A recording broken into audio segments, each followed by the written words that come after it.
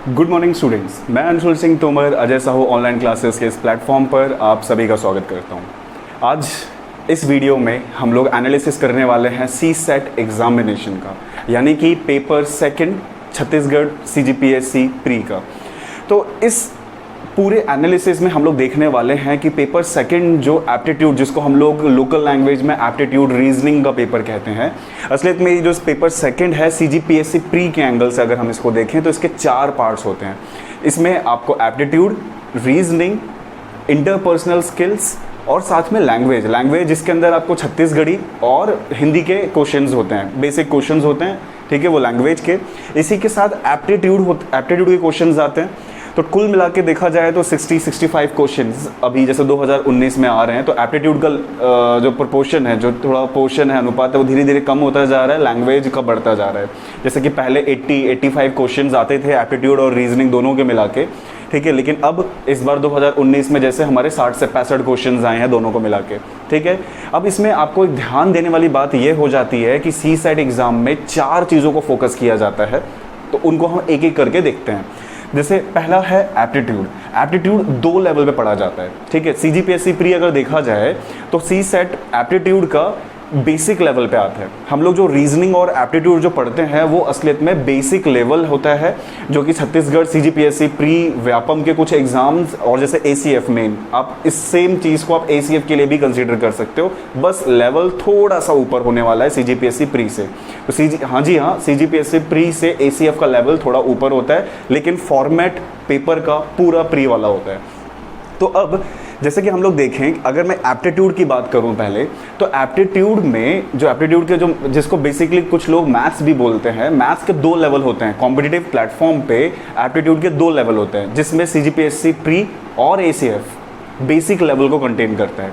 इसी का जो एडवांस लेवल होता है, जो कि फुल ट्रिक्स एक्यूरेसी के साथ में जो आपको प्रिपरेशन करनी होती है, वो बैंकिंग के लिए ज़रूरी होता है। SSC में भी लगभग वो SSC दोनों का कॉम्बिनेशन है, बेसिक प्लस एडवांस, लेकिन बैंकिंग के लिए आपको एडवांस लेवल पे इसकी तैयारी करनी पड़ती है। पर ये जो कोर्स है ये बेसिक लेवल को टारगेट करते हुए डिज़ाइन किया जा रहा है, और आप चाहें अगर आपका एडवांस लेवल अगर आपको नहीं आता, आप यहाँ से स्टार्ट कर सकते हैं, लेकिन उसके बाद इसके ख़त्म होने के बाद हम एडवांस लेवल जो स्टार्ट करेंगे, आप उसको ज्वाइन करके आप उसको भी कंप्लीट कर सकते हो।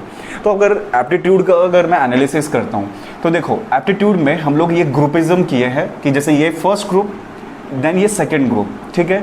अब सेकेंड ग्रुप पे आने से पहले हम जैसे फर्स्ट ग्रुप को देखते हैं कि जितना ये सिलेबस है, numbers, algebra, ratio, percentage, profit loss, simple interest, compound interest, Hindi में अगर बोलूँ तो जैसे संख्या के ऊपर क्वेश्चंस आते हैं, बीज गणित के बेसिक अगर आपको कॉन्सेप्ट्स पता है तो आपसे वो क्वेश्चंस बनते हैं बीज गणित से रिलेटेड। अनुपात हो गया, प्रतिशत हो गया, लाभ हानि वाले क्वेश्चंस हो गए, ब्याज वाले, चक्रवृद्धि ब्याज, वो सिंपल ब्याज, इनके क्वेश्चंस हो गए। ये एकदम बेसिक लेवल है। मतलब अगर आप कभी स्टार्ट करते हो एप्टीट्यूड को तो आपको स्टार्टिंग यहाँ से करनी चाहिए। रीज़न एकदम बेसिक है। अगर आपका ये स्ट्रॉन्ग होता है तो ये डायरेक्टली आपका जो ग्राफ वाले क्वेश्चंस आते हैं, ठीक है, जैसे ग्राफ में पाई चार्ट का क्वेश्चन आ जाता है, टेबल वाला क्वेश्चन आता है, 2 कंपनियों का प्रोडक्ट उत्पादन को कंपेयर करते हुए प्रतिशत निकालना होता है, कौन ज़्यादा है, हल्का सा सांख्यिकी का कॉन्सेप्ट पता होना चाहता है, मतलब होना चाहिए आपको अगर ये क्वेश्चन सॉल्व करने हैं।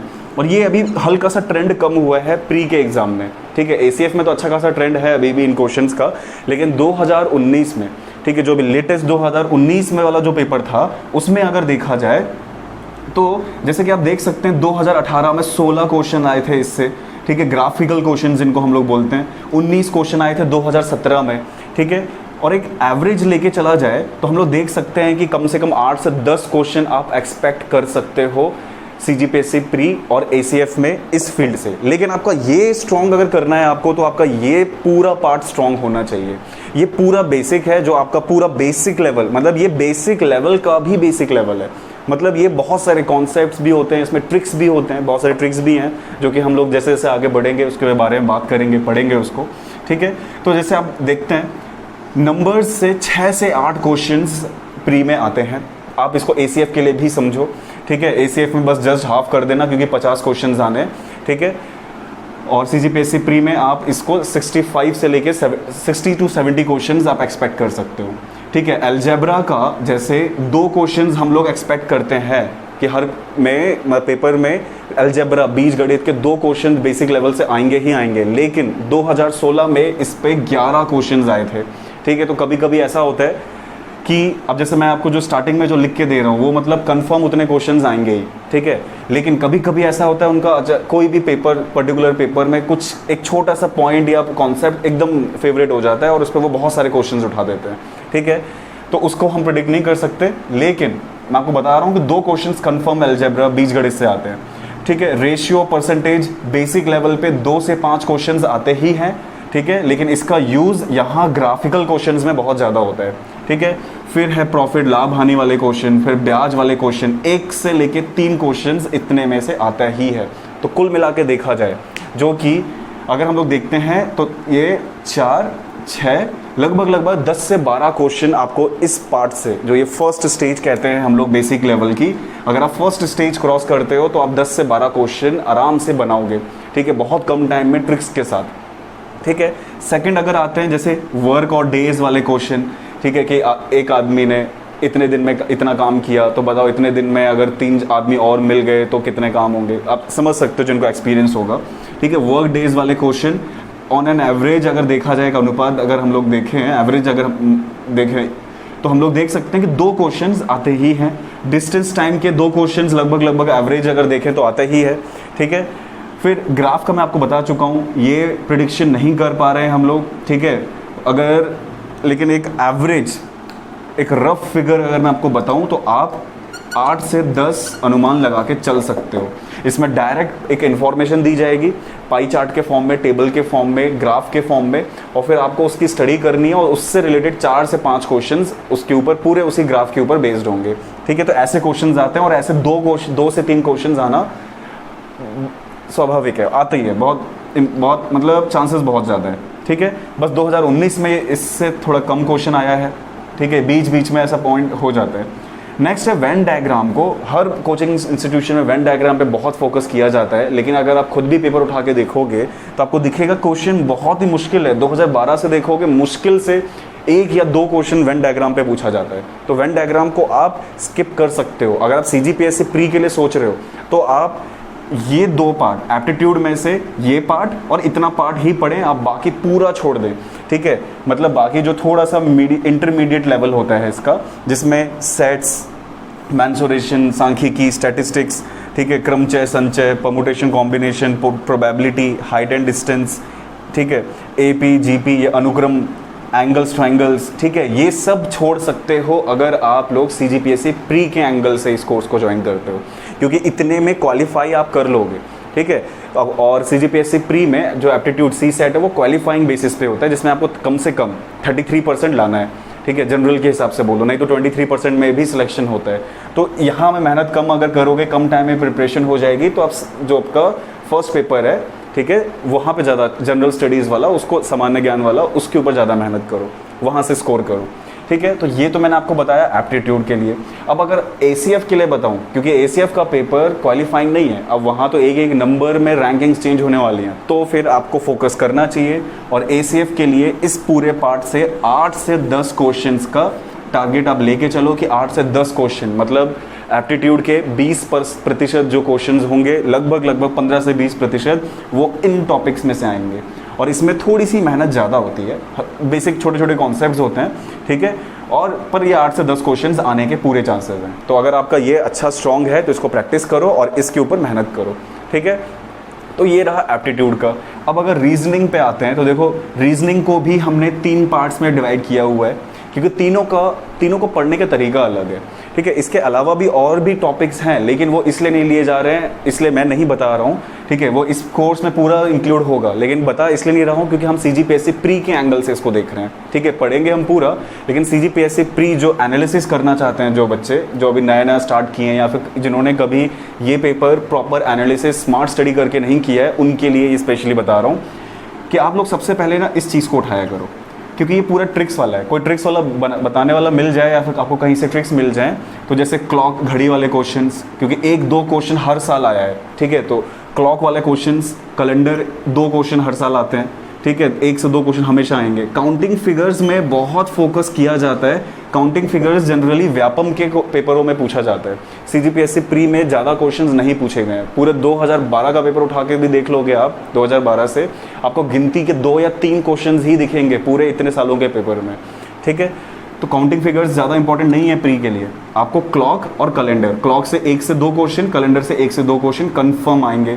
ठीक है, क्यूब्स एंड डाइसेस से क्वेश्चंस अब आने लग गए, तो 1 से 2 क्वेश्चन आप यहाँ से भी मान सकते हैं। तो कुल मिला के देखें तो 5 से 6 क्वेश्चन, कम मेहनत में ये काम हो जाता है। क्यों? क्योंकि ये जो पूरा कॉन्सेप्ट है ये ट्रिक्स पे चलता है, इनके लिए ट्रिक्स होती हैं। आपको एक बार ट्रिक पता चल गई, आप एक क्लास अटेंड कर लिए, बस हल्की हल्की प्रैक्टिस कर लिए, उन्हीं ट्रिक से घुमा फिरा के बस नंबर चेंज कर करके नया कोई पैटर्न भी नहीं बनाता है सीजीपीएससी। ठीक है, बार बार उसी पैटर्न के क्वेश्चंस को रिपीट कर रहे हैं। तो एक मतलब कुछ ट्रिक्स से 2-3 दिन की मेहनत से, 2-3 क्लास से आप पूरा ये टॉपिक खत्म कर सकते हो और अपने 5 से 6 नंबर कंफर्म कर सकते हो रीजनिंग से। अब सेकंड पे आते हैं हम लोग। ये होता है प्रोसीजरल। इसमें आपको प्रक्रिया, इसमें इस टॉपिक में थोड़ा सा टाइम लगता है, बहुत आसान क्वेश्चंस आते हैं। ठीक है, 50-60% अगर देखोगे तो इस सिलेबस से जो क्वेश्चन आते हैं वो बहुत आसान, मतलब अगर आपकी कोई तैयारी भी नहीं है, बेसिक कॉमन सेंस भी यूज़ कर लोगे तो भी वो 50-60% आपसे क्वेश्चन बन जाएंगे। लेकिन कुछ क्वेश्चंस ऐसे होते हैं जिसके लिए आपको प्रॉपर प्रैक्टिस, प्रॉपर गाइडेंस की ज़रूरत पड़ेगी। ठीक है, अब प्रोसीजरल कहने का मतलब क्या है? प्रक्रिया मतलब आपको ये पता होना चाहिए कि अगर इस पैटर्न में क्वेश्चन आया है तो किस प्रक्रिया के साथ में, मतलब एक प्रक्रिया होती है जो आपको फॉलो करनी होती है। ठीक है, जैसे कोडिंग डिकोडिंग आप सब लोग जानते हो, ABCD पूरा लिख के 1-2, आप सिर्फ पैटर्न को थोड़ा सा समझना होता है, 2-3 पॉइंट्स दिए होते हैं, उसको समझते हो, पैटर्न समझ में आता है तो आपको आंसर निकल आता है। ठीक है, तो ऐसे ही बहुत सारे प्रोसीजर्स होते हैं। हर टॉपिक के लिए, हर कॉन्सेप्ट के लिए एक प्रोसीजर, एक प्रक्रिया होती है। आप बस एक बार प्रैक्टिस कर लोगे, आपके वो क्वेश्चंस बन जाएंगे फिर। ठीक है, तो ये वो टॉपिक्स हैं जो कि हम लोग, जिनके लिए हमारे पास प्रोसीजर्स, प्रक्रिया है। आप बस प्रैक्टिस करोगे, आपका काम हो जाएगा। अब अगर एनालिसिस करें तो पैटर्न्स इसमें सबसे जो इंपॉर्टेंट है, जैसे पैटर्न्स होते हैं, ये तो इससे आसान क्वेश्चंस ही आते हैं। ठीक है, इससे ज़्यादा टफ क्वेश्चन तो व्यापम में आ जाते हैं, प्री में इतना ज़्यादा टफ क्वेश्चंस नहीं आते, और 4 से 5 क्वेश्चंस आपको ये इन पैटर्न्स पे मिल जाते हैं। ठीक है, ब्लड रिलेशन के क्वेश्चंस 2 से 3 क्वेश्चंस आपको मिलेंगे। सिग्नलिंग लैंग्वेज, सांकेतिक जो भाषा होती है कि सांकेतिक भाषा के जो क्वेश्चन है, तो ऑन एन एवरेज अगर बताऊं, एक एवरेज बताऊं तो 2 क्वेश्चंस आप एक्सपेक्ट कर सकते हो। डिस्टेंस और डायरेक्शन का 1 क्वेश्चन कंफर्म आता है, 1 से 2-3 क्वेश्चंस भी आ सकते हैं। पर यहाँ फिर मैंने देखा है कि बहुत सारे इंस्टीट्यूशन में इसके ऊपर प्रैक्टिस ज़्यादा कराई जाती है। ये इतना वर्थ नहीं है, इसमें आप पूरा 2-2, 3-3 दिन दे देते हैं। ठीक है, इतना कोई काम करनी है। इससे ज़्यादा अच्छा है कि आप पैटर्न्स की प्रैक्टिस करो। ब्लड रिलेशन का एक प्रोसीजर होता है, उसको 1 दिन में प्रैक्टिस कर लो। इसमें टाइम बहुत लगाते हैं, लेकिन इतना कोई वजूद नहीं है इसका। 1 क्वेश्चन आता है, सब हो जाएगा, उसके लास्ट में आपको ट्राई करना चाहिए। और डिक्शनरी अरेंजमेंट का क्वेश्चन प्री में नहीं आते। ठीक है, पूरे 2012 से देखोगे आपको मुश्किल से 1 या 2 क्वेश्चन दिखेगा। डिक्शनरी अरेंजमेंट एकदम लास्ट में, जब सब कुछ हो जाए तब जाके पढ़ना। ठीक है, आसान होता है, इतना कोई टफ भी नहीं होता, लेकिन इसको आपको इंपॉर्टेंस ज़्यादा नहीं देनी चाहिए। ठीक है, अब जो सबसे इंपॉर्टेंट होता है और जिसमें मैक्सिमम लोगों को दिक्कत होती है, वो होती है सीरीज़ और फिगर वाले क्वेश्चन। इसमें कैसे क्वेश्चंस होते हैं, जैसे बहुत सारे अलग अलग पैटर्न्स हैं इसके, कि 3-4 नंबर दे दिए, आगे फिर मिसिंग नंबर निकालना है, या फिर फिगर दे दिया और आपको यहाँ 1, 2, 3, 4, 5 दे दिया, यहाँ क्वेश्चन मार्क डाल दिया, बताओ क्या आएगा। देखो, ये होते हैं फॉर्मेट वाले क्वेश्चंस। इनके फिक्स्ड फॉर्मेट है, कुछ टफ नहीं है। गिने चुने 8 से 10 फॉर्मेट हैं। अगर आप पूरे के पूरे फॉर्मेट्स की कम से कम हर फॉर्मेट पे 8-10 क्वेश्चन प्रैक्टिस कर लेते हो, तो आपसे मैं गारंटी दे रहा हूँ कि अगर 10 क्वेश्चन आते हैं, 10 में से आप 8 से 9 क्वेश्चन ज़रूर करोगे। 1-2 क्वेश्चन का इसलिए क्वेश्चन रख रहा हूँ क्योंकि हो सकता है कुछ नया पैटर्न वो लेके आ जाए, लेकिन नया पैटर्न मेरे को तो नहीं दिखा आज तक, वही फिक्स पैटर्न है। ठीक है, वही फिक्स पैटर्न पे क्वेश्चन नंबर्स घुमा घुमा के उस पैटर्न से क्वेश्चंस बनाए जाते हैं। और ये सबसे अच्छा या इसलिए हो जाता है क्योंकि देखो, आप इसमें पैटर्न अगर आप देखोगे, 2019 में 7 क्वेश्चन आए हैं, 2020 में बहुत कम क्वेश्चन आए हैं। ठीक है, तो अब जो अगला वाला आने वाला है 2021 में, बहुत अच्छा खासा चांस है। ठीक है, तो अगर प्रिडिक्शन अगर करनी हो तो रीजनिंग में आपको सीरीज एंड फिगर्स की ये पूरे 1 हफ्ते की प्रैक्टिस होती है ये। ठीक है, हम आपको ये 4 दिन के अंदर जो शेड्यूल्ड है, 4 दिन के अंदर सारे फॉर्मेट्स की प्रैक्टिस कराएंगे। ठीक है, तो यहाँ से आपके कम से कम 5 क्वेश्चंस आप मान सकते हो, इस बार आने के चांसेस भी बहुत ज़्यादा हैं। ठीक है, इस बार, और इसमें अगर देखोगे तो इसमें ग्राफ के क्वेश्चंस इस बार आने के चांसेस बहुत ज़्यादा है, क्योंकि हल्का सा ट्रेंड गिरा है, पर ये ज़्यादा दिनों तक कम क्वेश्चन से वो पेपर नहीं बना पाएंगे। तो इस बार क्वेश्चन इस ग्राफिकल क्वेश्चंस पे मतलब क्वेश्चन आने के बहुत ज़्यादा चांसेस हैं, पर ये क्वेश्चंस तब बनेंगे जब आपका ये पूरा स्ट्रांग होगा। तो एक तरीके से ग्राफ की थोड़ी बहुत नॉलेज हो जाए, ठीक है, पाई चार्ट को किस तरीके से सॉल्व करते हैं, हिस्टोग्राम टेबल्स को किस तरीके से सॉल्व करते हैं, क्योंकि इतना सारा डाटा एक साथ आ जाता है कि कंफ्यूज हो जाते हैं, बहुत टेंशन हो जाता है। तो उसको भी करने के तरीके हैं, ठीक है, बेसिक यहाँ से स्ट्रांग हो जाए, ठीक है, और फिर इन दोनों के कॉम्बिनेशन में अगर आपका इतना ही हो गया, ये दो चीज़ और कर लिया, आप क्वालिफाई हो गए, ठीक है। अब नेक्स्ट चीज़ आते हैं इंटरपर्सनल स्किल्स पे। कोई इसको तवज्जो नहीं देता, लेकिन है बहुत इंपॉर्टेंट। इसका जो वेटेज है वो है 4 से 6 क्वेश्चन हर साल, 4 से 6 क्वेश्चन इंटरपर्सनल स्किल्स, जो पारस्परिक जो हमारे क्या इसको हिंदी में बोलते हैं पारस्परिक कौशल, ठीक है, इसके ऊपर 4 से 6 क्वेश्चंस आते हैं। अब ये है बहुत आसान, इसको ना एक बार आप नोट्स पढ़ लोगे, बेसिक पढ़ लोगे, आपको काम हो जाएगा इतने में, ठीक है। अब मैं आपको इसलिए भी बता सकता हूँ क्योंकि इसलिए मैं तो स्पेशली इसके ऊपर कोर्स किया हुआ हूँ IIT कानपुर से, ठीक है, तो आपको बहुत अच्छे से बता भी पाऊंगा, खुद के नोट्स भी हैं। अब एक बार नोट्स पढ़ लोगे तो जितना मैंने पेपर देखा है, डायरेक्ट नोट्स से क्वेश्चंस आ रहे हैं, ठीक है, एकदम घिसे पिटे क्वेश्चंस हैं। मतलब एक ये इनका अगर बेसिक थीम बताऊं तो 15 ऑफिसर लाइक क्वालिटीज़ होती हैं, 15 OLQs जिन्हें हम बोलते हैं। आपको पहले समझना होगा कि क्या वो 15 OLQs आपके अंदर हैं, ठीक है। फिर एक पूरा पैटर्न होता है 2-3 महीने का, जिसमें हम बच्चे के ऊपर काम करते हैं, ठीक है। फिर वो बच्चा असलियत में उसको इंटरव्यू के लिए तैयार करते हैं, क्योंकि देखो वहाँ पर आप जाके फेक नहीं कर पाओगे। वहाँ जो आपको इंटरव्यू लेने वाला है, जो जितने लोग आपको इंटरव्यू लेंगे, आपको देखेंगे, साइकोलॉजिकली आपको टेस्ट करेंगे, उसमें वो 15 OLQs आपकी टेस्ट की जाएंगी। लेकिन जब आपको पता ही नहीं होगा कि वो 15 OLQs हैं क्या, क्या कमी है आपके अंदर, किस तरीके से काम करना होता है, ठीक है, कि मान लो आप एक ग्रुप में काम कर रहे हो, एक ग्रुप में किसी ने अपना कोई ओपिनियन दिया है, तो आपको उसके ओपिनियन को रखना है, लेना है, क्या करना है, कि उसको तवज्जो देनी है कि नहीं, उसको इंपॉर्टेंस देना है कि नहीं। तो ये जो बेसिक्स जो होते हैं ना, यही है पूरे इंटरपर्सनल स्किल्स, ठीक है। बहुत सारे लोगों के अंदर नेचुरली होता है, लेकिन बहुत सारे लोग 2-2, 3-3, 4-4 साल इतना रुपए यूज़ करके जाते हैं, तैयारी करते हैं, उनका प्री भी निकल रहा है, मेंस भी निकल रहा है, बार बार इंटरव्यू में कट ऑफ होके आते जा रहे हैं। रीज़न आपकी इंटरपर्सनल स्किल्स स्ट्रॉन्ग नहीं है। और आप एकदम से, कुछ लोग होते हैं जो बचपन से, ठीक है, पैदाइशी उनके अंदर ये स्किल्स आती हैं, ठीक है, समय को देखते हुए अपने आप ही बढ़ जाते, मतलब वो लोग इनहेरिट करते हैं इस चीज़ को। लेकिन जिनके अंदर नहीं है, ये चीज़ डेवलप करने के लिए पहले उन्हें खुद भी तो पता होना चाहिए कि वो क्वालिटीज़ हैं क्या, क्या कमियां हैं, उस हिसाब से तो उनको ग्रो करेगा। वो ग्रो करने की भी टेक्निक्स होती हैं, तो पहले उनकी थ्योरी क्लासेस होती हैं कि क्या चीज़ सही है, फिर उसके हिसाब से वो अपने आप को मानता है। और 1 साल लगता है, अगर कोई क्वालिटी आपके अंदर नहीं है तो फुल प्रैक्टिस करके वो क्वालिटी आपके अंदर लाई जाती है, तब जाके इंटरव्यू क्लियर होते हैं। इतना आसान नहीं है, ठीक है, क्योंकि पढ़ सब लोग लेते हैं, लेकिन ऑफिसर बनने की क्वालिटी हर किसी में नहीं होती। वो चीज़ अगर आपके अंदर कोई कमी है भी, तो 1 साल के अंदर वो चीज़ सही होती है। तो मैं ये सिर्फ इसलिए बता रहा हूँ आपको, क्योंकि इस चीज़ का इंपॉर्टेंस समझो आप यहीं से वो चीज़ अगर समझोगे तो आपको, हम लोग सिर्फ एप्टीट्यूड रीजनिंग नहीं पढ़ा रहे हैं, पूरा 1 हफ्ते की थ्योरी क्लासेस, ठीक है, प्लस फिर आप तो जानते ही हो कि जो लोग मेरे को पहले से जानते हैं कि मैं आपको पर्सनली आपसे फ़ोन कॉल्स जैसे भी प्रॉब्लम होता है मैं आपको गाइड करता रहता हूँ। तो बहुत सारे लोगों को तो कॉल्स में ही मैं इनकी सब जानकारी देता रहता हूँ, ठीक है। और हम लोग इसके लिए स्पेशल सेशंस, ठीक है, ग्रुप डिस्कशंस वो भी प्लान करेंगे, ठीक। तो इसमें जो क्वेश्चंस आते हैं, जैसे ये डिसीजन मेकिंग के क्वेश्चंस, हर साल 4 क्वेश्चंस प्रिडिक्ट कर सकते हैं हम लोग, ठीक है। और अभी अगर ट्रेंड देखा जाए तो 1 का ट्रेंड है, मतलब आने वाला जो पेपर है उसमें 4 क्वेश्चंस आप लगा के रखो कि 4 से 5 क्वेश्चन डिसीजन मेकिंग में आने वाले हैं, ठीक है। जैसे 2019 में 4 हैं, 2020 में 1 से 2 क्वेश्चन आया है, और यहीं पे देखो 10 क्वेश्चन आए हैं 2017 में, ठीक है। तो ये इस तरीके से ये पैटर्न फॉलो कर रहे हैं। तो अभी आगे आने वाले के लिए आप कम से कम 4 क्वेश्चन तो मानो, ठीक है। थोड़ी सी प्रैक्टिस, 2 दिन की प्रैक्टिस लगती है।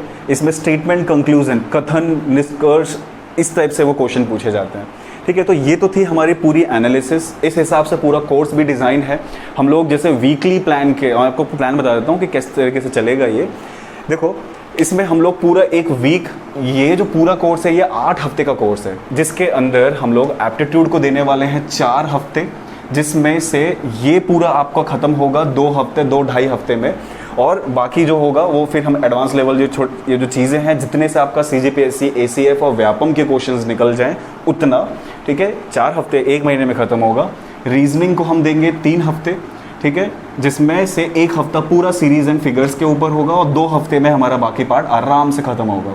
इंटरपर्सनल स्किल्स में पूरा 1 हफ्ता होगा। ठीक है, तो कुल 8 हफ्ते में हमारा ये पूरा सी सेट का कोर्स ख़त्म होगा।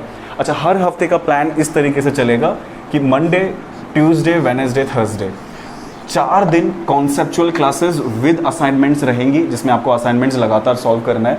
ठीक है, फ्राइडे को आपका एक प्रैक्टिस सेट मिलेगा, जिसमें आपको उसमें कम से कम 15, 20, 25 वो कोर्स के हिसाब से आपको वो क्वेश्चंस मिलेंगे, आपको प्रैक्टिस करनी है, जिसमें PYQs होंगे, प्रीवियस ईयर्स के क्वेश्चंस होंगे। आपको कॉन्फिडेंस आएगा कि भाई आपने जो पढ़ा है वो सही में वो उससे क्वेश्चंस आपसे बन रहे हैं कि नहीं। और कोशिश हम करेंगे कि आपको थोड़ा सा एडवांस लेवल पे ही प्रैक्टिस कराएं, जिससे कि CGPSC के क्वेश्चंस, ACF के क्वेश्चंस, व्यापम के क्वेश्चंस आपको आसानी से ओरली ट्रिक के साथ बनते जाएं। ठीक है, नेक्स्ट सैटरडे को डाउट सेशन होगा। डाउट सेशन के लिए जैसे टेलीग्राम सेशन हो जाता है, एक स्पेशल वीडियो आ सकती है कि अगर आपका डाउट ज़्यादा डाउट्स आ रहे हैं, कॉमन डाउट्स हो गए, तो स्पेशल इसके लिए एक डाउट क्लियरिंग सेशन क्रिएट हो जाएगा आपके लिए। ठीक है, और लगातार टेलीग्राम तो है ही, जिसमें आप लोग डायरेक्ट मेरे से बात करके फ़ोन पे भी आप अपने डाउट्स पूछ सकते हो। ठीक है, जिसमें हम लोगों का टाइमिंग 7 to 8 PM रहता है। ठीक है, अब जैसे ACF वालों के लिए ये टाइम है, मैं इसके लिए आपको अलग से टाइम बताऊंगा। नेक्स्ट हर संडे को टेस्ट होगा, जिसमें जितने भी कॉन्सेप्ट्स होंगे उससे रिलेटेड टेस्ट लिया जाएगा हर संडे को।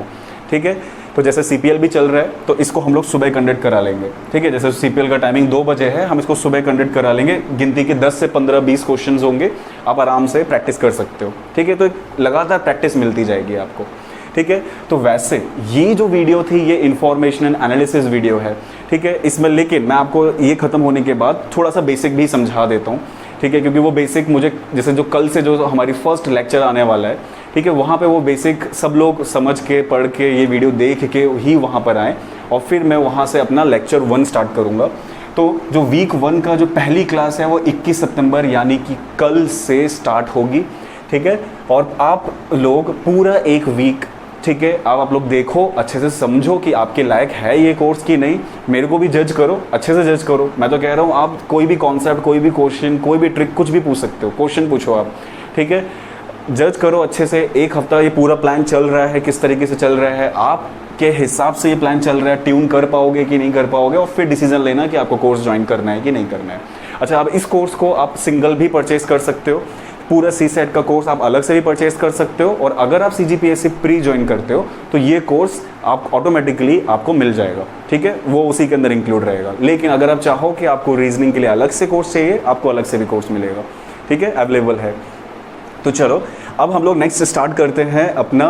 और अच्छा, इससे रिलेटेड अगर आपको कोई भी और डाउट होगा तो आप मेरे से या तो कमेंट सेक्शन में, जैसे ये वाली वीडियो तो यूट्यूब पे आने वाली है, तो आप कमेंट सेक्शन में मेरे को वो टॉपिक का नाम बता देना जिसमें आप मेरे को टेस्ट करना चाहो, या फिर आपको थोड़ा डेप्थ नॉलेज चाहिए, या फिर आपको क्वेश्चंस बस सॉल्व करने के तरीके चाहिए। ठीक है, तो एक वीडियो यूट्यूब पे मैं ज़रूर डालूंगा, वो आपके डिमांड के ऊपर होगी। ठीक है, तो जिस टॉपिक की सबसे ज़्यादा डिमांड होगी मैं उसको यूट्यूब पे अवेलेबल कराऊंगा इसके बाद।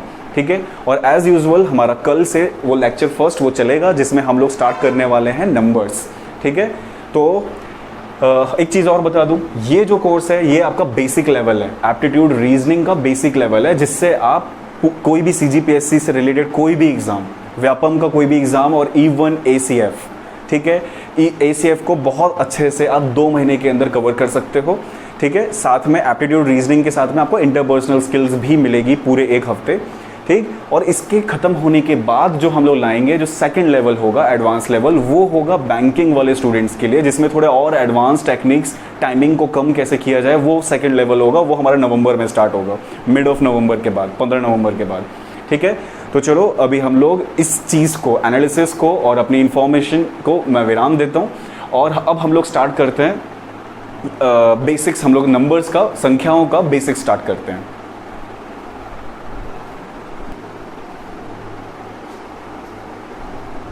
तो चले आइए अब हम लोग स्टार्ट करते हैं नंबर्स। तो देखो, जो ये बेसिक हम लोग ये पढ़ने वाले हैं, ये लेक्चर्स में इंक्लूड नहीं है, ये एक ऐसा बस मैं चाह रहा हूँ कि कुछ बेसिक जैसे बहुत सारे लोग जिनका मैथ्स बैकग्राउंड नहीं है, जिनका है मैथ्स बैकग्राउंड का तो कोई टेंशन ही बात नहीं है।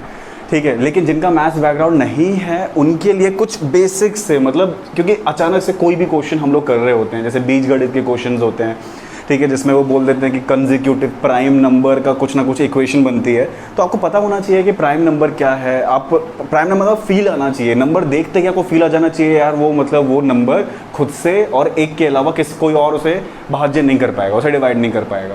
को प्राइम पता होना चाहिए, को कंपोजिट पता होना चाहिए। तो ये जो बेसिक जो नंबर्स हैं उनकी इन्फॉर्मेशन मैं अभी दे देता हूँ, इससे मेरे लिए थोड़ा काम आसान हो जाएगा कि मेरा जो कल से जो हमारा लेक्चर फर्स्ट स्टार्ट होगा तो आप इतना पढ़ के अगर आओगे ना तो आपको आसान लगेगा, आप जल्दी जल्दी कैच कर पाओगे। ठीक है, बताऊंगा तो मैं फिर से वहाँ पर, आप डाउट पूछोगे फिर से बताऊंगा वहाँ पर, लेकिन आप ये पूरा पढ़ने के बाद ही लेक्चर फर्स्ट को अटेंड करेंगे। ठीक है, तो चलो हम लोग स्टार्ट करते हैं। तो जैसे कि नंबर्स, सब लोग जानते हैं नंबर्स क्या है। नंबर्स एक तरीके से बोलते हैं ना, जैसे मैथमेटिक्स, गणित क्या है, गणित इस ब्रह्मांड की भाषा है, यूनिवर्स की लैंग्वेज है नंबर्स। हम अपनी फीलिंग्स, जब क्वांटिटी, किसी की क्वांटिटी हमको बतानी होती है तो हम नंबर्स की सहायता लेते हैं। ठीक है, और ऐसे इतना ही नहीं, अब क्योंकि वेस्टर्न एजुकेशन को फॉलो कर रहे हैं तो नंबर्स की तो मिस्ट्री है।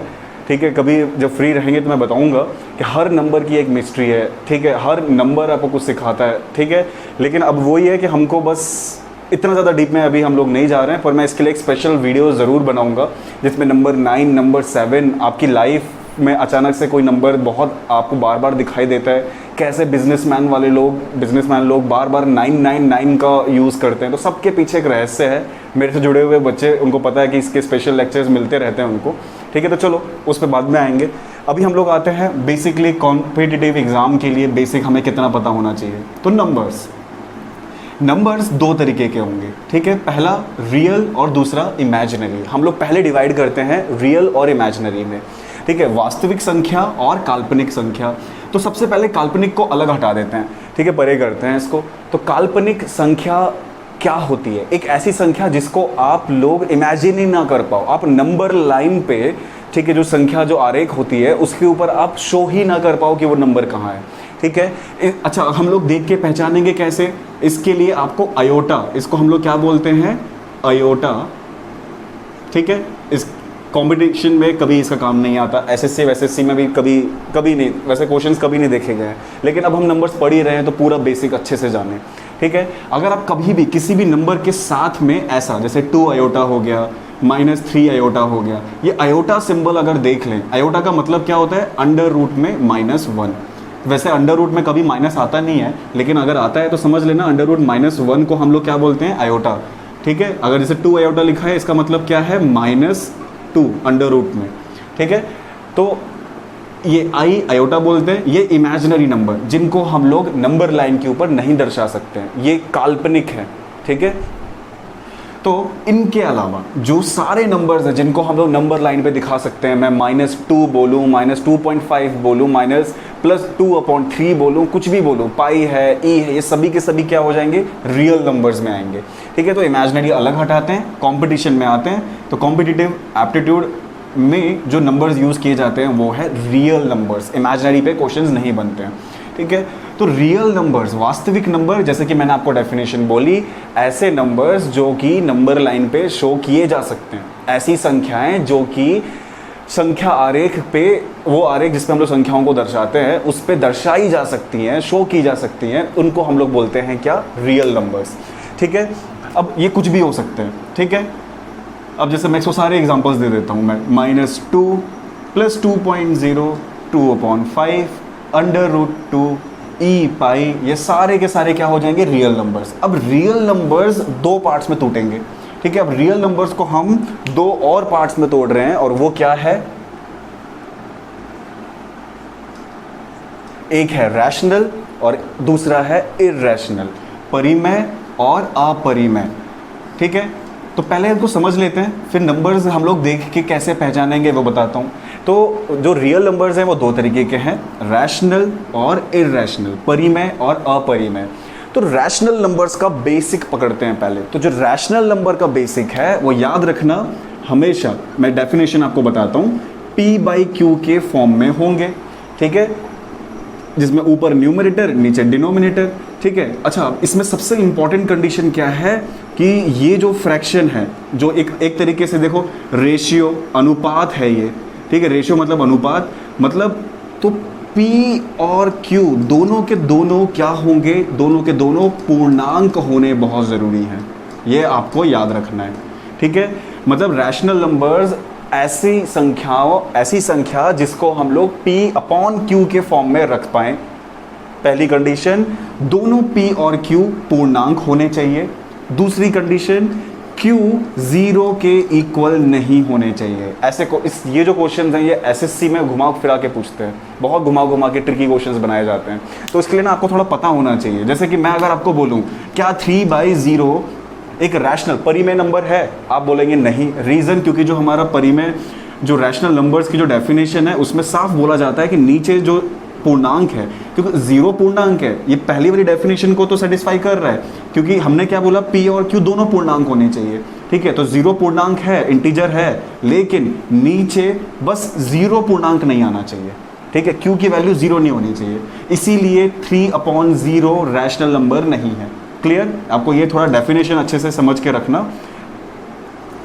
ये दो चीज़ें, ऐसे संख्याएं जिनको P अपॉन Q के फॉर्म में दर्शाया जा सके, जिसमें P और Q दोनों के दोनों पूर्णांक इंटीजर हो और Q जो नीचे लिखा जाता है वो 0 के बराबर बस ना हो, तो हम उस नंबर को रैशनल नंबर कहेंगे। डेफिनेशन को स्टिक करके रखना बस।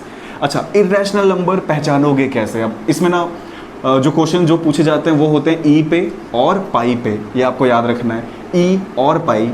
और आपको क्या याद रखना कि कोई भी अंडर रूट में जो वैल्यूज़ हों, जैसे आपको मैं बोलता हूँ √5, √3, √10, तो अंडर रूट के अंदर कोई भी वैल्यू हो, ठीक है, कोई भी संख्या अंडर रूट के अंदर हो, तो ई और पाई दोनों आप अच्छे से याद करके रखें कि ये सभी क्या हैं, इर्रेशनल। तो आप दो तरीके से पहचानें। देखो, वैसे इसके भी टाइप्स होते हैं, ठीक है, लेकिन वो कॉम्पिटिटिव मैथ्स में इंक्लूड नहीं करना, उससे क्वेश्चंस नहीं आते हैं, ठीक है। हम लोग अभी CGPSC को मेन टारगेट कर रहे हैं ना, तो मैं इसलिए उसको हटा दिया हूँ।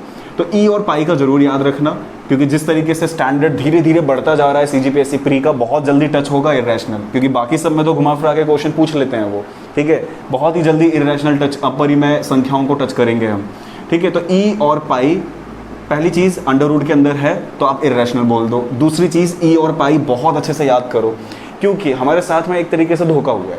कैसे?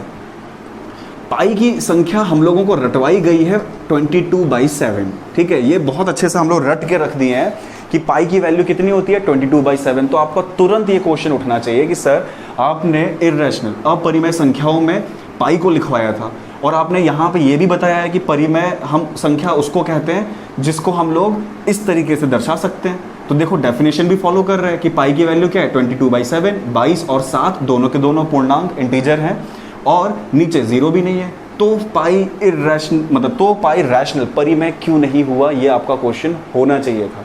अब मैं आपको एक चीज़ बताता हूँ, इसका रीज़न यहाँ है, पाई की जो असलियत वैल्यू है ना, वो मैं क्या आपको कोई नहीं बता सकता। 3.14 के बाद अंत ही नहीं हुआ, ठीक है। मतलब ऐसा कोई फ्रैक्शन नहीं है, ऐसा कोई P/Q का फॉर्म नहीं है जो मैं लिख दूं और जो एग्जैक्ट वो नंबर निकाल के आपको दे दे, ठीक है। तो एक तरीके से मैं ये बोल रहा हूं कि 22/7, 3 पाई की जो एक्चुअल वैल्यू है 3.14 के बाद में बहुत सारे डेसिमल, जो एक्चुअल वैल्यू है पाई की, जो सही में एकदम मान है पाई का, वो 22/7 के इक्वल नहीं होता। ये आपको समझना पड़ेगा, बचपन में चल गया, ठीक है। अब कॉम्पिटिटिव मैथ्स में आ रहे हो, ठीक है, कॉम्पिटिटिव फील्ड में याद रखना 22/7 पाई के एक्चुअल मान के बराबर नहीं होता है, क्योंकि आप 22/7 करके देखना, ठीक है, वो बहुत ही जल्दी वो ख़त्म भी हो जाएगा, ठीक है, रिपीट करने लग जाएगा। इसीलिए वो तो बस आसानी से क्वेश्चंस को सॉल्व करना है फॉर्मूले में आसानी से। अब ये तो ना बार बार इतना सारे नंबर को आप डाल के पूरे कैलकुलेशन करोगे, इसलिए एक शॉर्ट फॉर्म 22/7 आपको दे दिया गया है। लेकिन एक्चुअल मान अगर पूछेगा तो 22/7 22/7 पाई का वास्तविक मान नहीं है। बस हाँ, पाई के वास्तविक मान के बहुत पास, ये एक ऐसा फ्रैक्शन है, एक ऐसा परिमेय संख्या है जो उसके वास्तविक मान के बहुत पास, सबसे पास अपनी वैल्यू देता है, इसलिए हम 22/7 को याद करते हैं। तो आप रट डालो, पाई के ऊपर बहुत क्वेश्चंस, मतलब बहुत ट्रिकी क्वेश्चंस बनते हैं। जनरली ये सब ना इंटरव्यू में पूछा जाता है। अगर आप बोल देते हो ना कि मेरा मैथ्स बहुत अच्छा है वैसा, तब ये क्वेश्चंस उठते हैं इंटरव्यू वाले, जहाँ नंबर्स तो फेवरेट है, पहले ही क्वेश्चंस नंबर के बेसिक्स में पूछना चालू कर देंगे, ठीक है। तो आपको ये इन्फॉर्मेशन होनी चाहिए, और ये क्वेश्चन मेरे से पूछा जा चुका है, इसलिए मैं आपसे आप साथ ये डिस्कस कर रहा हूँ, ठीक है। नेक्स्ट, ई का मान, ठीक है। ई का मान आप याद रखो 2.7 के आसपास, अप्रॉक्स वैल्यू बोल देना। ई का जो मान है वो 2.7 के आसपास है, एग्जैक्ट मान नहीं है, इसका अंत अभी तक नहीं मिला, इसलिए ये इरेशनल है। आप डायरेक्ट पहले बेसिक याद करो, पाई और ई और रूट में कोई भी वैल्यू है वो अपरिमेय होगी। पाई का मान भले ही 22/7 होता है जो कि रैशनल जैसा दिख रहा है, लेकिन पाई इरेशनल अपरिमेय होता है। इसका मतलब 22/7 पाई के एक्चुअल मान के बहुत पास है, लेकिन वो नहीं है। 22/7 इसका एक्चुअल मान नहीं है। इतना आपको पढ़ना है, ठीक है। चलो अब इरेशनल को हटाते हैं। इरेशनल में आपको इतना इतना पढ़ना था। अब आते हैं रैशनल। आपको डेफिनेशन बता चुका हूँ, ठीक है। अब P/Q को दो तरीके से हम और डिवाइड कर सकते हैं, दो तरीके से। या तो वो पूर्णांक होगा, कोई भी रैशनल नंबर, जैसे मान लो मैं आपको बोलता हूँ 4/2, आप डिवाइड करोगे तो 2 आएगा, ठीक है। अब भाज्य और अभाज्य का मतलब मैं आपको बता देता हूँ। अगर नीचे की संख्या ऊपर की संख्या को इस तरीके से काटे कि नीचे 1 आना जरूरी है, तब हम उसको बोलेंगे कि ये भाज्य है, कि ये 4 2 से भाज्य है, ठीक है। अगर मैं आपको बोलता 8 को 16 से कर देता हूँ, चलो ठीक है, तो क्या 8 16 से भाज्य होगा? अब तो कह दोगे कि हाँ 2 से काट रहे हो, तो ये 4 8 और 2 से काटो और 2 से काटो, 1/2, नीचे 1 नहीं आया, इसका मतलब 8 16 से भाज्य नहीं है। लेकिन 16 8 से भाज्य है। मतलब हम कब कहेंगे? जब नीचे डिनोमिनेटर में नीचे 1 आना चाहिए, तब मैं कहूँगा कि ऊपर वाला नीचे वाले से भाज्य है। तो ये एक बेसिक डेफिनेशन पॉइंट करके और लिख लेना, ठीक है, वरना बहुत प्रॉब्लम हो जाती है आगे।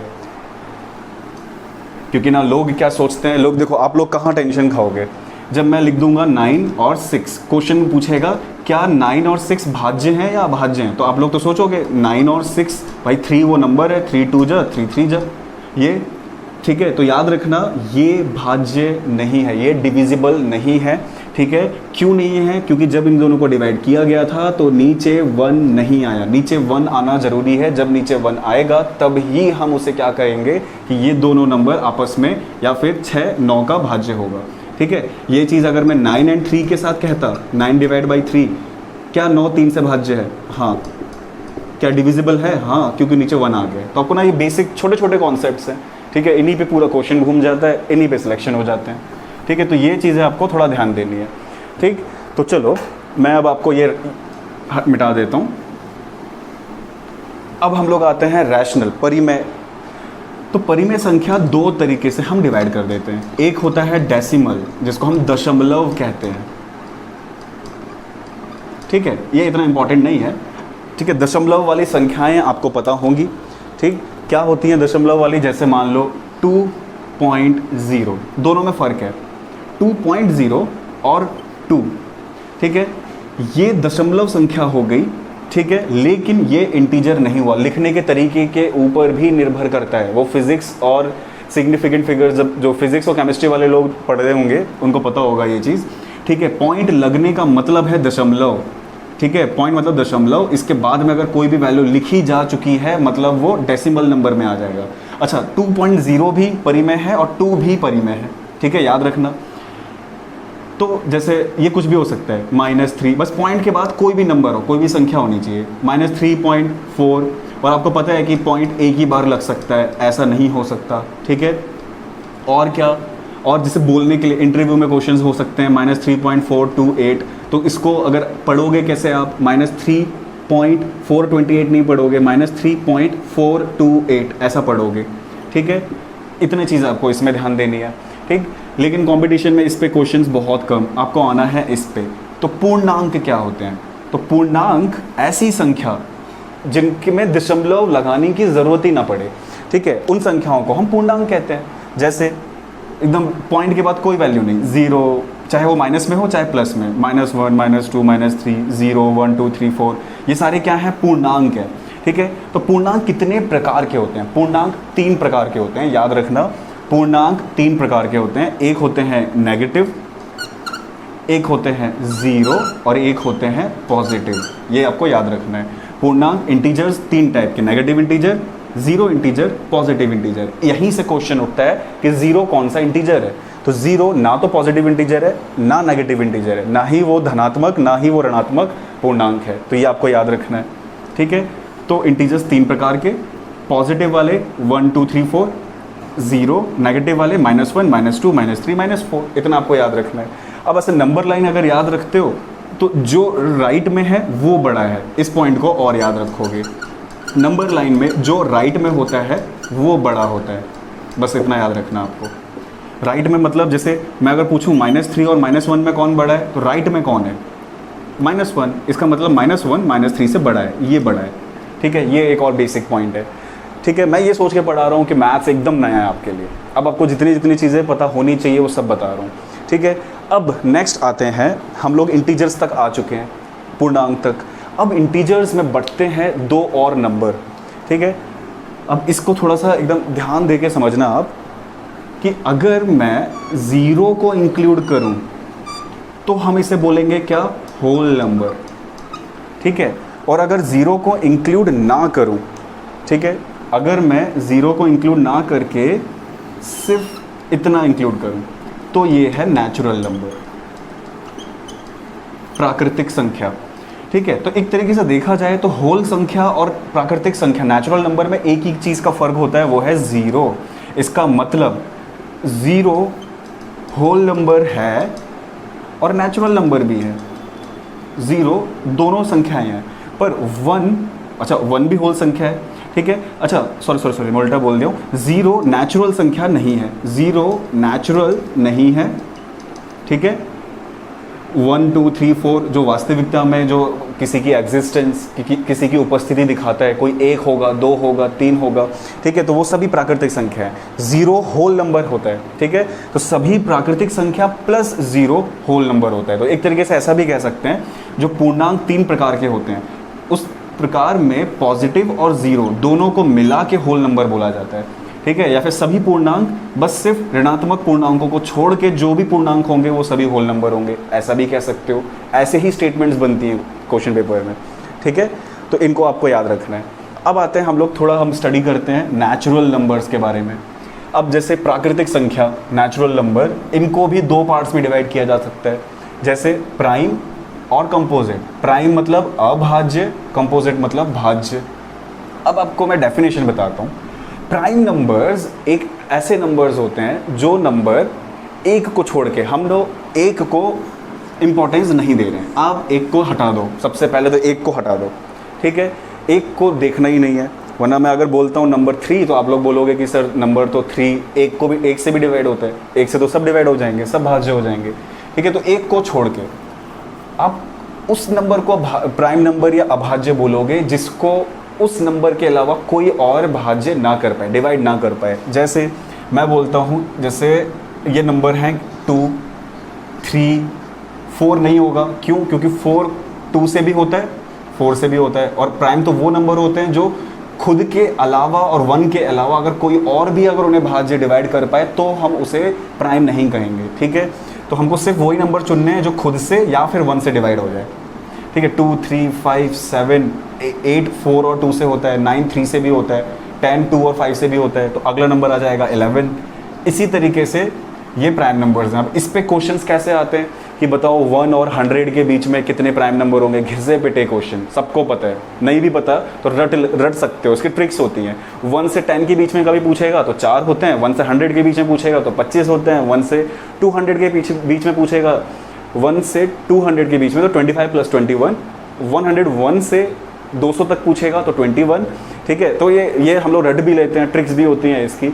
और नहीं तो एक फॉर्मूला होता है जिसके ऊपर एसएससी में क्वेश्चन बहुत अच्छे से पूछे जाते हैं, वो हम लोग कल के लेक्चर से पढ़ना चालू करने वाले हैं। ठीक है, कि क्या क्वेश्चंस होते हैं, किन ट्रिक्स से इसको सॉल्व करते हैं। ठीक है, तो आपको प्राइम नंबर बस होता क्या है आपको ये समझना है। तो प्राइम नंबर वो नंबर होता है जो खुद से और 1 के अलावा उसे कोई भाज्य कर ही ना सके, इसीलिए उसे अभाज्य या प्राइम बोलते हैं। ठीक है, तो जो प्राइम नहीं होते वो कंपोजिट होते हैं। कंपोजिट आप याद मत करो, आप बस याद रखो ये दोनों उल्टा होता है। जो प्राइम नहीं होते वो कंपोजिट होते हैं। 1 की तो बात ही मत करना, 1 को मैं हटा चुका हूँ ना, क्योंकि 1 ना तो प्राइम होता है ना कंपोजिट होता है, ना तो ये अभाज्य होता है ना ही ये भाज्य होता है। 1 ना ही भाज्य होता है ना ही अभाज्य होता है, तो 1 को आपको नहीं लेना। इसलिए कंपोजिट संख्या, भाज्य जो संख्या है उसके डेफिनेशन में आता है ऐसे प्राकृतिक संख्या, ऐसे नेचुरल नंबर्स या होल नंबर्स भी बोल सकता हूँ, नहीं बोल सकता, छोड़ो, जो कि 1 से बड़ी हो, पहली कंडीशन जो 1 से बड़ी हो मतलब 1 को लेना ही नहीं है, और जो प्राइम ना हो, जो अभाज्य ना हो मतलब भाज्य। ठीक है, तो ये तो सिंपल डेफिनेशन है। एग्जाम्पल अगर बोलूँ, 1 को लेना नहीं है, 2 और 3 तो प्राइम है तो बचा 4, 5 इधर आ गया तो बचा 6, 7 इधर आ गया तो बचा 8, 9, 10 फिर 11। मतलब ऐसी संख्या जो कि खुद से 1 के अलावा भी उसके कोई और नंबर है जो उसको डिवाइड कर सके। जैसे 4 को 2 कर सकता है, और 6 को 2 और 3 दोनों कर सकते हैं, इसको 2 और 4 दोनों कर सकते हैं, इसको 3 कर सकते हैं, इसको 2 और 5 भी कर सकते हैं। तो ऐसे को हम बोलते हैं कंपोजिट नंबर। ठीक है, तो चलो इतना समझ में आपको आ गया होगा। अब नेक्स्ट आते हैं को प्राइम, ये भी पता होना ज़रूरी है। तो को प्राइम असलियत में 2 नंबरों के बीच में पूछा जाता है। ठीक है, जैसे आपको 2 या 2 से ज़्यादा संख्या दे देंगे और बोलेंगे बताओ ये दोनों या ये सब को प्राइम है कि नहीं। तो को प्राइम में आपको करना कैसे है, मतलब एक साथ भाज्य नहीं होनी चाहिए। एक एग्जाम्पल से समझ जाओगे आप। जैसे मैं बोलता हूँ 2 और 5, क्या ये दोनों नंबर आपस में को प्राइम है? को मतलब कॉमन, ठीक है, प्राइम मतलब अभाज्य। मतलब एक ऐसा नंबर आपको सोचना है, क्या कोई ऐसा नंबर है जो दोनों को एक साथ डिवाइड कर दे? ठीक है, 1 के अलावा तो ऐसा कोई नंबर नहीं है जो दोनों को एक साथ डिवाइड कर दे। जैसे अगर मैं एग्जांपल देता हूँ, 2 और 4 को कर लेते हैं, तो 2 और 4 के लिए 2 नंबर है, 2 को भी डिवाइड कर देगा, 4 को भी डिवाइड कर देगा। ठीक है, बस चलो 2 को नहीं लेते हम लोग लेते हैं किसको, 3 और 9 को लेते हैं। चलो 6 और 9 को ले लेते हैं, यहाँ से ज़्यादा समझ में आएगा। तो 6 और 9 के लिए 3 वो नंबर है, 3 6 को भी डिवाइड कर सकता है, 9 को भी कर सकता है, इसीलिए 6 और 9 को प्राइम नहीं है। 2 और 5 क्या है, को प्राइम है। ठीक है, तो आपको याद रखना, जो एक साथ उल्टा बोल दिया हूँ, जो एक साथ भाज्य नहीं हो, इन्हें हम लोग क्या बोलते हैं, सहभाज्य। ये कब यूज़ होता है, 2 नंबर या 2 से ज़्यादा नंबर के लिए यूज़ होता है। ठीक है, तो आपको को प्राइम याद रखना है। तो आपके लिए अभाज्य, भाज्य, सहभाज्य तीनों में फ़र्क पता होना चाहिए आपको। अब कुछ स्पेशल, जैसे ट्रिग्नोमेट्रिक ट्रिपलेट्स जिनको हम लोग बोलते हैं, 3, 4, 5 बहुत फेमस हैं, बहुत क्वेश्चंस। अगर आप 10th क्लास से ट्रिग्नोमेट्री, त्रिकोणमिति और बहुत कुछ पढ़ते हुए आ रहे हैं, तो ये बहुत इंपॉर्टेंट नंबर हैं। बहुत सारे अलग अलग टॉपिक पे क्वेश्चंस बनते हैं इनसे। जिन लोगों को इस चीज़ की फीलिंग है ना, वो डायरेक्ट क्वेश्चन को देख के आंसर करते हैं। ठीक है, पहली बात ये इसलिए क्योंकि ये कंसेक्यूटिव है, लगातार आता है, 3, 4, 5, पहली इंपॉर्टेंट चीज़। दूसरा, ये वो ऐसे अकेले कंसेक्यूटिव नंबर हैं, एक साथ आने वाले नंबर हैं, जो पाइथागोरस को फॉलो करते हैं, पाइथागोरस के नियम को। मतलब 3 का स्क्वायर प्लस 4 का स्क्वायर इक्वल्स टू 5 का स्क्वायर। ठीक है, इसलिए ये बहुत इंपॉर्टेंट है। मैं बस इस चीज़ को इधर ही बता के छोड़ दूँगा। ठीक है, लेकिन इसकी इंपॉर्टेंस आपको मेरे लेक्चर्स में समझ में आएगी, या फिर जिन लोगों को पेपर देने का एक्सपीरियंस है वो लोग अब इस चीज़ को समझेंगे कि इससे रिलेटेड कितने सारे हाइट एंड डिस्टेंस के क्वेश्चन, ट्रिग्नोमेट्री के क्वेश्चन, बहुत सारे क्वेश्चंस आते हैं अलग अलग जगह। ठीक है, तो ये आपको समझना है। इसी के जैसा एक होता है 5, 12, 13। 2 संख्या दिखेगी तो हमको समझ में आ जाता है 13 आंसर है। इन दोनों में से ये संख्या दिखी तो समझ जाते हैं 3 आंसर है। वो प्रैक्टिस से आएगा। ठीक है, उसके लिए हम प्रैक्टिस करेंगे। अब आपको एक रिकैप कराता हूँ मैं, जो ज़्यादा क्वेश्चंस आते हैं जिनसे, ये नेचुरल नंबर्स, कंपोजिट, को प्राइम, यहाँ से क्वेश्चन ज़्यादातर आते हैं। तो इसमें अगर मैं देखूँ, तो अगर मेरे को कोई बोलता है होल नंबर्स, ठीक है, तो ये सभी के सभी होल नंबर्स हैं। ठीक है, ये पूरे के पूरे होल नंबर हैं। ठीक, अब अगर मैं बोलूँ नेचुरल नंबर, मतलब 5 के आगे भी, तो ये पूरे नेचुरल नंबर, प्राकृतिक संख्याएं हैं। ठीक है, अब नेचुरल के अंदर आपसे पूछा जाएगा कि चलो प्राइम देखते हैं, प्राइम कौन कौन से हैं। तो प्राइम के लिए हम क्या करते हैं, 2 प्राइम है, 3 प्राइम है और 5 प्राइम है। ठीक है, 4 क्या हो जाएगा आपका, जो प्राइम नहीं है वो है कंपोजिट। ठीक है, तो इसको हम लोग लिख देते हैं कंपोजिट भाज्य। ठीक, तो 1 क्या है, 1 यहीं पे इंपॉर्टेंट हो जाता है। 1 ना तो प्राइम है ना ही कंपोजिट है। ठीक है, ये आपको याद रखना है। ठीक है, अब इससे क्वेश्चन ये पूछता है, ऐसा नंबर जो एक इवन नंबर, एक सम संख्या जो कि अभाज्य, सम अभाज्य सबसे छोटी संख्या, ऐसे भी क्वेश्चंस पूछते हैं जिसका आंसर 2 होता है। सबसे छोटा अभाज्य संख्या, सबसे छोटी प्राइम नंबर अगर कोई पूछता है तो 2। ये और यही एक लौता एक ऐसा नंबर है जो सम है, मतलब इवन है। ठीक है, 2, 4, 6, 8 या इवन, ठीक है, और जो क्या है प्राइम में, तो आपको ये चीज़ ध्यान देनी है, ठीक है। तो चलो ये था पूरा बेसिक। इस वीडियो के लास्ट में आपको 5 क्वेश्चंस भी दिखेंगे, उन क्वेश्चंस को भी आप सॉल्व कर ले। और ये कोशिश मेरी ये थी कि आपको बस थोड़ा थोड़ा जो बेसिक है, बहुत सारी चीज़ें छूट भी गई हैं अभी इसके अंदर, वो हम लोग लेक्चर 1 से स्टार्ट करेंगे। और अब हमारी जो क्लास होगी लेक्चर 1 से, कल से, वो क्वेश्चन सेंट्रिक होगी कि किस टाइप के क्वेश्चन पूछे जाते हैं, उनको सॉल्व किस तरीके से करना है। पहले आपको पूरा बेसिक समझा दिया जाएगा, देन हम क्वेश्चन प्रैक्टिस का स्टार्ट करेंगे। तो चलो फिर मिलते हैं। क्वेश्चन सॉल्व करना, इसके वीडियो के बाद 5 आपको क्वेश्चंस के स्लाइड्स मिलेंगी, सॉल्व करके रखना और टेस्ट करना कि आपको बेसिक समझ में आए हैं कि नहीं। आप अपने कमेंट्स में और भी कोई टॉपिक दे सकते हैं जो आपको और अच्छा से समझना है, आपको टेस्ट करना है, आप जज करना चाहते हो। 1 हफ्ते की और वीडियो आपको फ्री ऑफ कॉस्ट मिलेगी। आप अजय साहू ऑनलाइन क्लासेस के प्लेटफॉर्म पर आके उसकी टेस्टिंग कर सकते हो, फिर आप अच्छे से संतुष्ट हो जाएं, उसके बाद ही इस कोर्स को खरीदिएगा। चलो फिर मिलते हैं, धन्यवाद।